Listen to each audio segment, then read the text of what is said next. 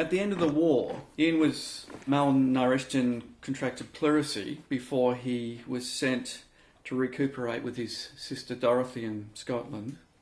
But it was months before he returned to Australia, wasn't it?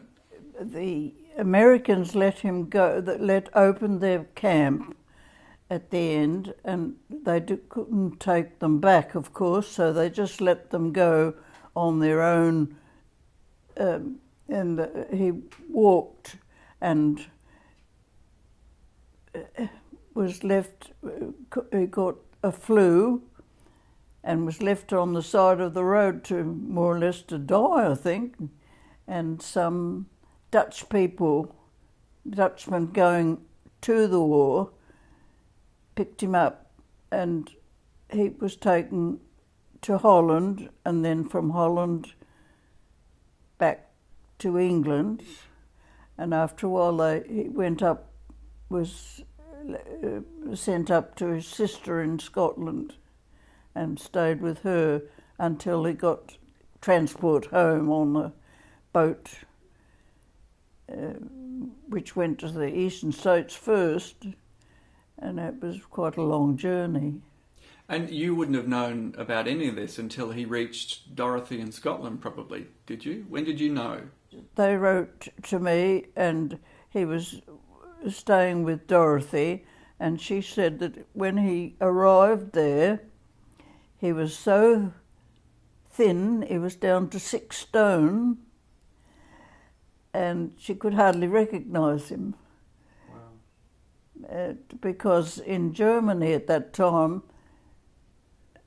they didn't deliberately starve them or anything. They were just about starving themselves. They had no food at all. If you sat up very quickly from a sitting down, lying down position, they blacked out. They were so weak. On his return, he came back via Sydney and then to Perth? He came across in the train from Sydney, across the Nullarbor, and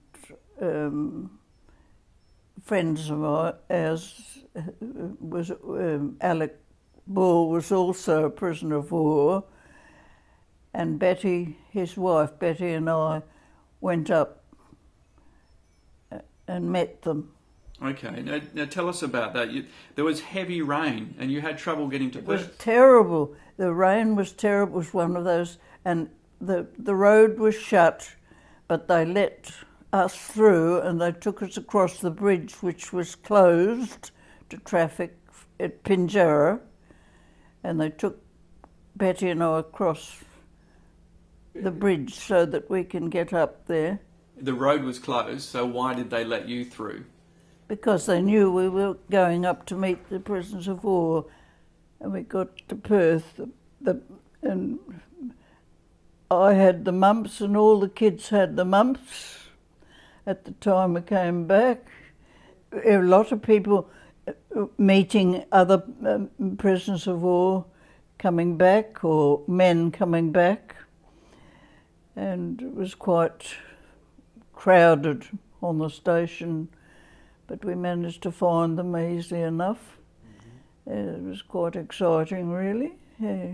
So that was Ian's first time to meet Robin? Yes, the first time when he got home he had to meet this new child that he hadn't seen, complete with swollen faces and things. And how were things after that, after the return? I spent quite a lot of time backwards and forwards in the Hollywood Hospital with back trouble. His back had deteriorated from being sent originally from Tobruk, where they had only just shorts and things like that, and straight into one of the worst winters Europe had ever known, without any warm clothes. And they were left like that for quite a while, 2 or 3 days before they issued them with any kind of clothing in Italy.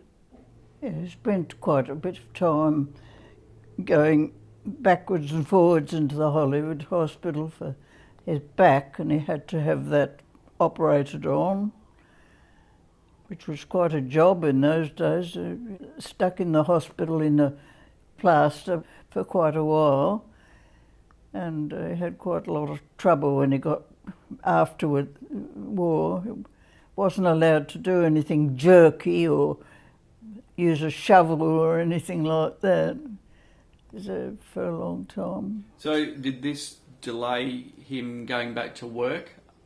Yes, he didn't go back to work for about 12 months or more. Was there much work around to be had? He worked in various jobs and then he went back to the PWD and worked as a surveyor's help. They were working right up at Bidgemire Station up in the north, so that he was away from home again all that time, about 6 months. He came home about once every month. They came home for a weekend, then went back again. And Kununurra, he worked up there too? Yes, he did go up to Kununurra for a while, yes, and right up there and round Bidgemire Station. And the Ord River project? Yes, some kind of a progress the government had up there. Did it take you time for you to adjust as a family? Oh, yes. It was quite a while before we got a war service home. Okay. And it was quite difficult, living in the home with... Luckily I had a big home and my parents moved up to one end of the house and we had the other end. And big sleep out, which we all slept out in. We seemed to all get on all right. And then we moved they built the house next door and we moved into there in Young Street, yes. The house was built in 1950. Would have been great to have your own space and your own home. Oh yes, it was great. We had quite a big yard and, there was a shed on it. Boys used to play down there all the time. And, of course, Anne was away most of the time. She was in Bunbury. So Anne boarded? Yes, Anne had been in Bunbury for quite a while then, I think. Deborah came along in 1946. Yes. Yep. And 4 kids? They're all good kids? Oh, yeah, patches. As a family unit, do you remember much that you would get up to? We used to spend quite a lot of our holidays at Australand. My uncle had a house down there and we used to stay down at Australand a lot for all our holidays. A month at a time at Christmas holiday time. Yeah. Swimming and going for walks and crabbing.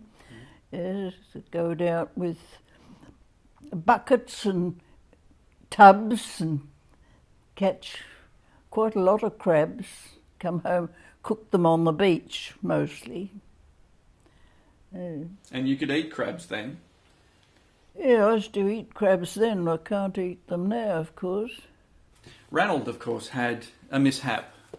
Yes, he was watching the boys shoot arrows into the air, and one came back, went into his eye, which resulted in partial loss of sight in that eye.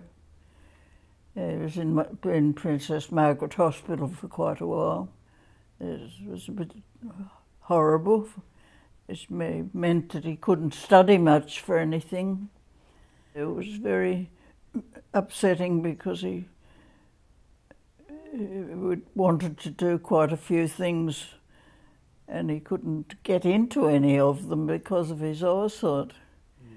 But finally went into the Shire as a Shire clerk. Went to Megathera. Did you go to social events as a family? Shows, Harvey show, and at Brunswick shows sometimes, not very often, things like that. And Anne was away most of the time. She was in Bunbury. She used to come home for holidays occasionally. Only in high school years. Ranald, he got on all right eventually and got a job in the Shire. Robin went into the bank. Deborah eventually went into the government. She went in as a telephonist to start with, and then got a job in Fremantle and went up there in the Shire Council up there in Fremantle. So they all turned out okay? They all seemed to get on all right, yeah, with patches. Who was the first to move out of home? Anne was, of course. She was in Bunbury. She came home for a little while and nursed in the Harvey Hospital. Well, because Anne was oldest, so she was first to move. Who was next? Ranald went to Meekatharra. He had to go across, it was all flooded, and he had to drive his car all the way up to Meekatharra, which didn't have much roads then, because it's a long time ago now. Robin went into the bank and he was sent to Port Hedland for 2 years. He had never been away from home at all, and he didn't like it one bit, but he got to really like it after a while. Yeah. Then Deb, she moved out eventually? Yes. Well, when they all went away for a start, Deborah was still at school, of course, and she said, I might as well have been an only child. All moved out at once. And then she went too, she got into and she went up to Fremantle, and so I was left with nobody.